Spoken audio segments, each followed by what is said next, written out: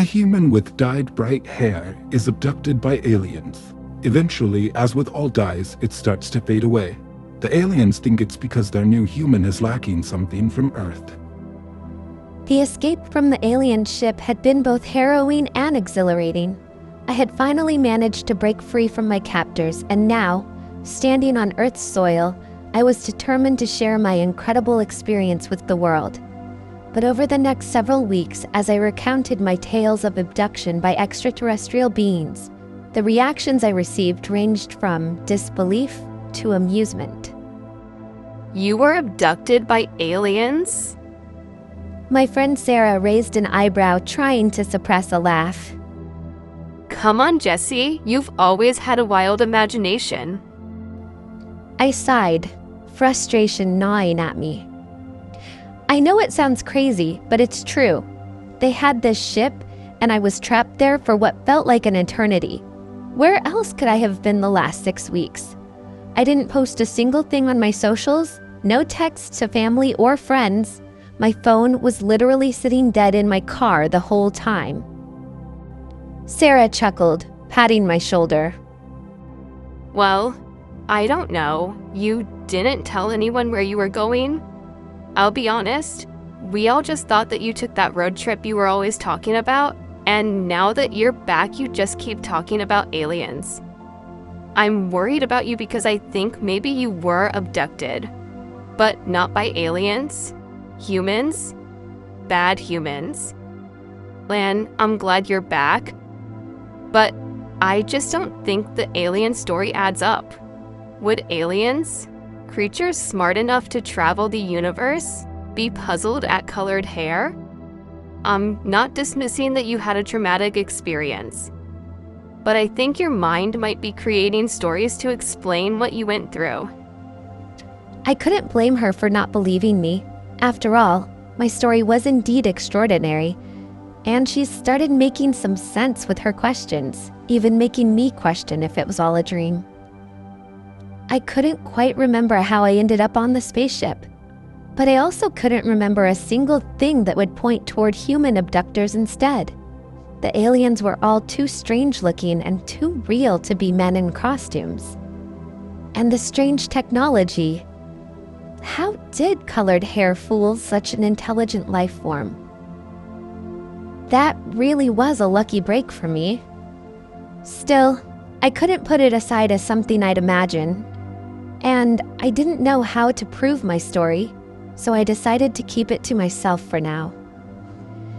It was long overdue for me to touch up my hair color. I had feared that if I restored the rainbow brilliance, maybe the aliens would find out and I would be retaken to the cell of 3186. Was their mothership still orbiting the planet, waiting to take me back? Wow, I really was being paranoid. I had escaped them, right? An idea formed in my mind. A way to provide tangible proof of my connection to the alien abductors. Maybe. I set up cameras all around my home and made sure my friend Sarah could access the feeds.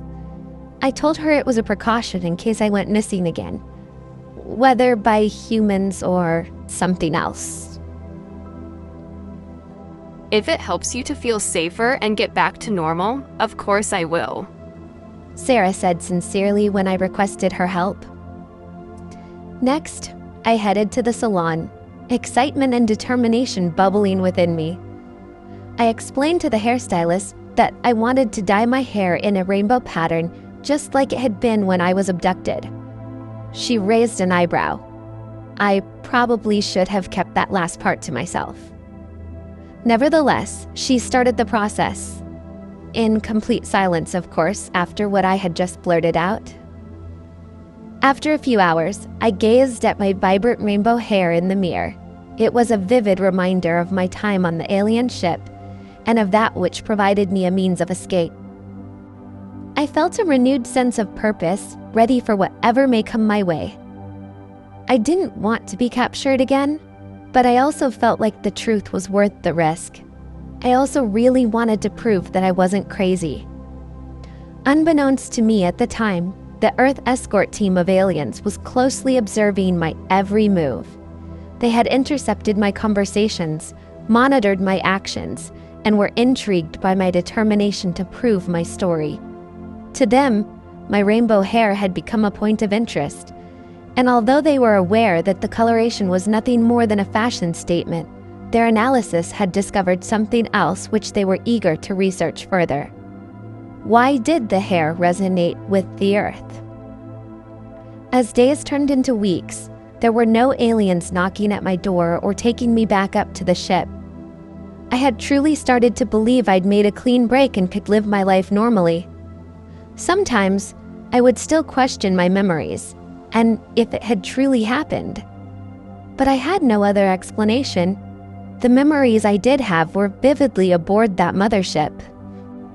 While life for me began to resemble what could be classified as normal, the Earth team continued observing me in secret and made progress on their research.